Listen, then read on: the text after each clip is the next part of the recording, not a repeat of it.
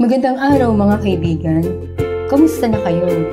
Heto na naman tayo para mag-usap, magkwentuhan at magbahagi ng inspirasyon na tiyak na kapupulutan natin ng aral. Ngayong araw, pag-uusapan natin ang napaka-importanting aspeto ng ating buhay. Ang relasyon sa ating pamilya, kaibigan at mga taong nakapaligid sa atin. Alam niyo ba, may isang kasabihan na sobrang totoo at napapanahon. Kapag ang isang samahan ay masaya, papasok ang grasya. Pero kapag may awayan, galit at inggitan, grasya ay hindi papasok.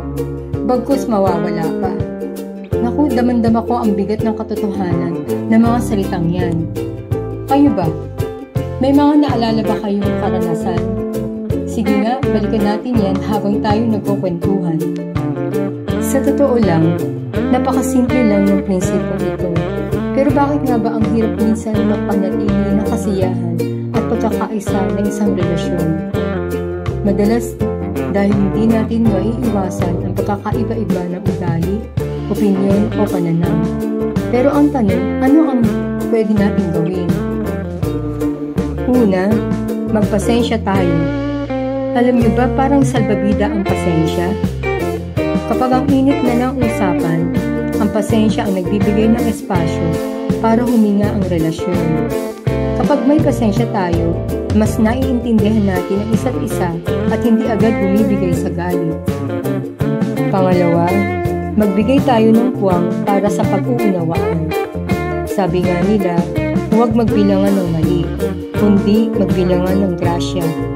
Kapag lagi nating iniisip ang nagawang mali ng kapwa natin, mas nahihirapan tayong magpatawad.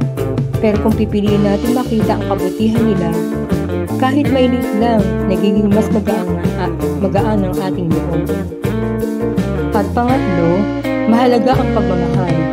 Kapag may pagmamahal, mas madali tayong magbigay at magpatawad. Ang pagmamahal ang ugat ng kasiyahan sa kahit anong samahan. At kapag masaya tayo, ano nyo bang parang magnet ang saya?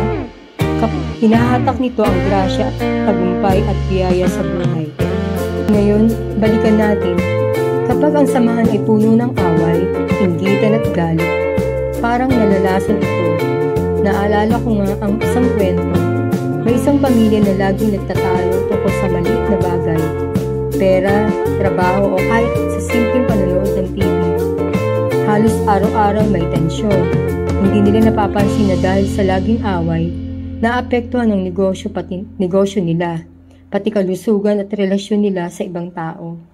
Pero nung natutunan nilang mag-usap ng maayos, magpatawad at magtulungan, nagbago ang takbo ng kanilang buhay. Unti-unting bumalik ang grasya at kasiyahan. Kaya nga mga kaibigan, simpleng paalala lang. Kung gusto natin ng biyaya, piliin nating alagaan ang ating relasyon. Magsimula tayo sa ating mga tahanan, sa ating pamilya at sa mga malalapit sa atin. Tandaan, ang masayang samahan ay parang lupaing mataba. Doon tumutubo ang grasya, tagumpay at pagpapala. Hanggang dito na muna mga kaibigan.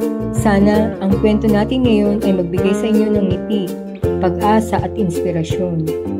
Lagi kayong maging bukas sa pagmamahal at pag-uunawa ha. At lagi nating tandaan, kapag masaya, may grasya. Kita-kits ulit tayo sa susunod na kwentuhan. Salamat at ingat palagi. Panginoon naming mapagmahal. Salamat po sa biyaya ng mga taong binigay ninyo sa aming buhay. Tulungan niyo po kaming magpanatilihin ang kapayapaan at kasiyahan sa aming mga samahan, sa pamilya, kaibigan at sa aming kapwa. Bigyan niyo po kami ng pusong mapagpatawad, isipan na lagi nakauunawa at diwang marunong magmahal kahit sa gitna ng pagsubok. Alisin niyo po ang galit, inggit at hindi pagkakaunawaan na sumisira sa pagkakaisa. Naway, sa aming pagkilos, makita namin ang inyong presensya at gabay. Punuan niyo ang aming buhay ng grasya at biyaya upang maging daluyan din kami ng pagmamahal at pagpapala sa iba. Ito ang aming hiling sa inyo, O Diyos ng pag-ibig at pagkakaisa.